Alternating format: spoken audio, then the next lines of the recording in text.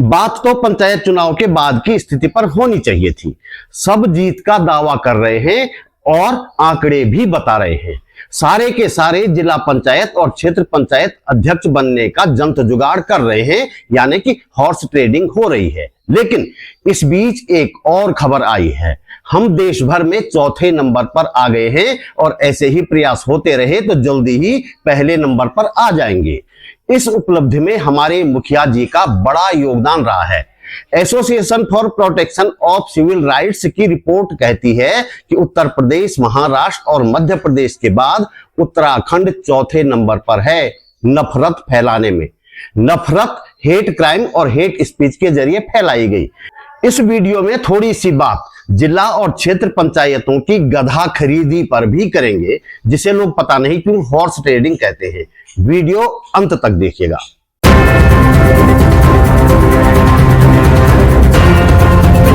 नमस्कार, बात बोलेगी चैनल पर आपका स्वागत। मेरा नाम है त्रिलोचन भट्ट और मैं करता हूं जन सरोकारों की बात।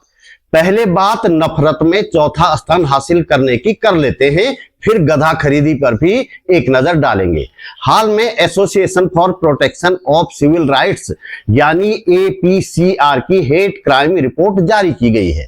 यह रिपोर्ट मोदी के नेतृत्व वाली केंद्र की तीसरी सरकार के पहले साल यानी 7 जून 2024 से 6 जून 2025 तक देश भर में हुई नफरत की घटनाओं पर आधारित है। रिपोर्ट पर आधारित अखर शेरविंद का एक विस्तृत लेख देहरादून से प्रकाशित होने वाली लोकप्रिय और विश्वसनीय पत्रिका युगवाणी में भी प्रकाशित हुआ है। संभव हो तो पढ़िएगा। रिपोर्ट कहती है कि इस एक साल के दौरान 217 घृणा अपराधों यानी हेट क्राइम के साथ उत्तर प्रदेश देश में अव्वल है। 101 हेट क्राइम के साथ महाराष्ट्र दूसरे और 100 मामलों के साथ मध्य प्रदेश तीसरे स्थान पर है और चौथा नंबर है अपनी देवभूमि उत्तराखंड का 84 मामलों के साथ चौथा स्थान। वह भी तब जब उत्तराखंड इन 3 राज्यों से आबादी और क्षेत्रफल की दृष्टि से बहुत छोटा है। इस आधार पर हम प्रथम होने का गौरव भी महसूस कर सकते हैं।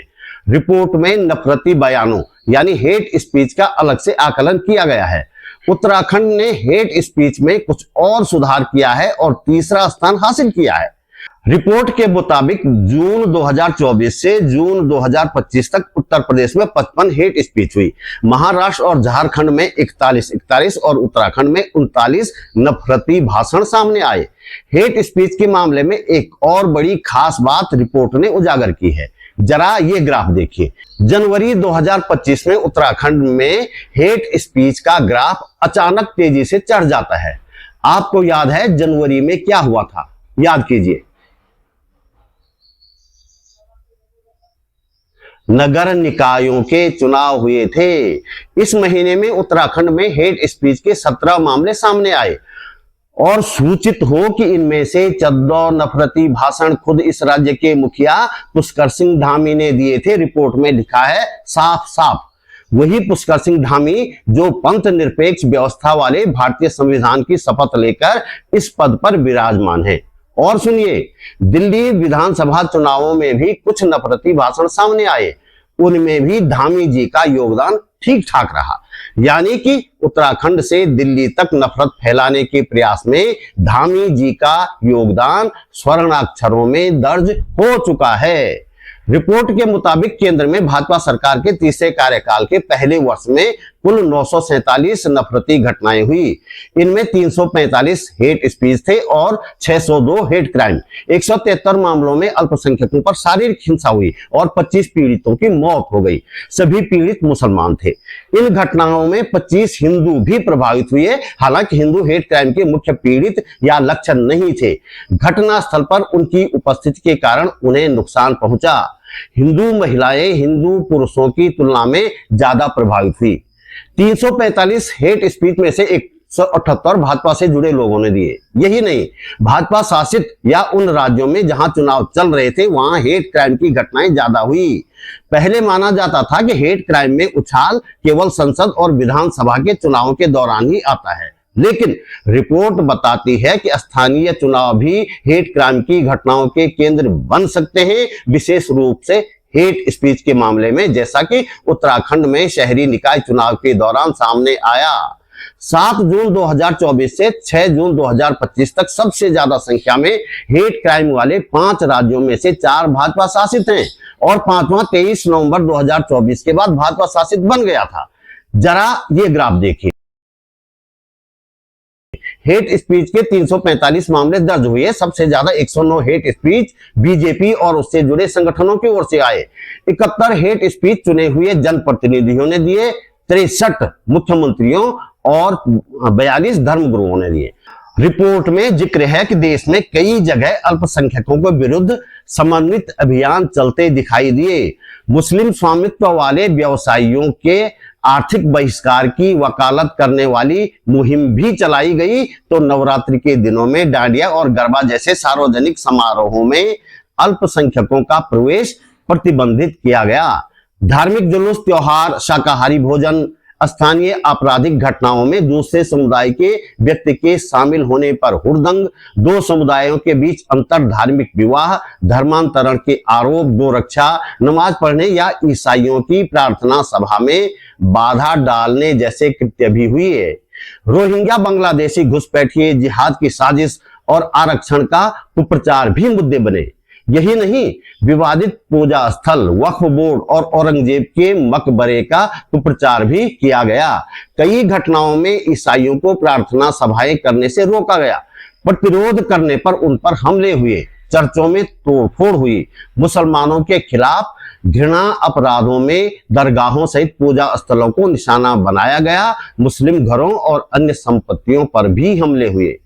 एक खास बात, इस तरह की रिपोर्ट आती है तो बीजेपी और उससे जुड़े लोग एक झटके में कह देते हैं ये तो भारत को बदनाम करने की साजिश है जी। लेकिन आपके हमारे ये कहने से कुछ होता नहीं। अंतरराष्ट्रीय स्तर पर यही रिपोर्टें हमारी छवि बनाती हैं और बिगाड़ती हैं। ये याद रखा जाना चाहिए। अब जरा पंचायत चुनावों के बाद की स्थिति पर बात करें। बीजेपी ने विजय जुलूस निकाल दिया, कांग्रेस ने भी मिठाइयां बांट दी। जरा ये ग्राफ देखिए।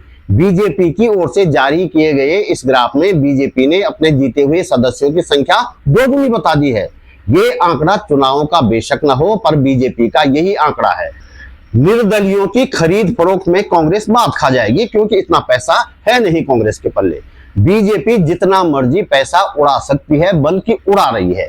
वरिष्ठ पत्रकार राजीव नयन बहुगुणा ने अपनी फेसबुक वॉल पर जिला क्षेत्र पंचायत सदस्य उठान और रख रखाव विधि लिख मारी है।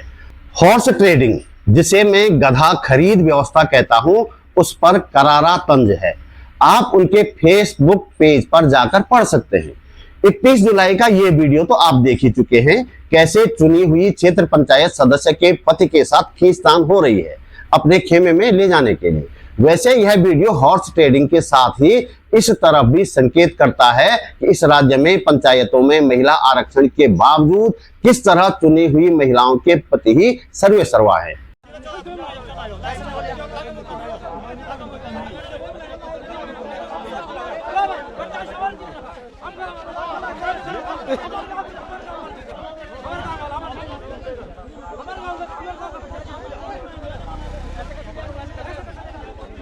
चला चला यूं चल लाइव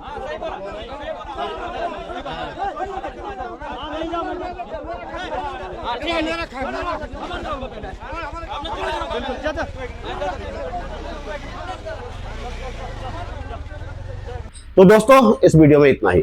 वीडियो खत्म करने से पहले आप जानते ही हैं मेरी एक अपील।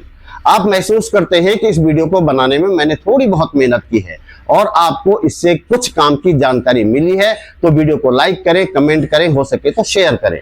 पहली बार मेरे चैनल पर आए हैं तो चैनल सब्सक्राइब अवश्य करें। मेरा फेसबुक पेज फॉलो करें, बातबोलेगी.com भी देखें। हमारे पास इनकम का कोई जरिया नहीं है, इसलिए यदि आप समर्थ हैं और चाहते हैं कि यह चैनल आगे भी चलता रहे तो अपने जेब खर्च में से एक छोटी सी राशि निकालकर आर्थिक सहयोग अवश्य भेजें। आप YouTube पर वीडियो के नीचे ज्वाइन बटन पर जाकर या सुपर थैंक्स पर जाकर मेरा सहयोग कर सकते हैं। डिस्क्रिप्शन में बैंक डिटेल भी है। जल्दी मिलते हैं एक और मुद्दे के साथ, एक और वीडियो में। नमस्कार।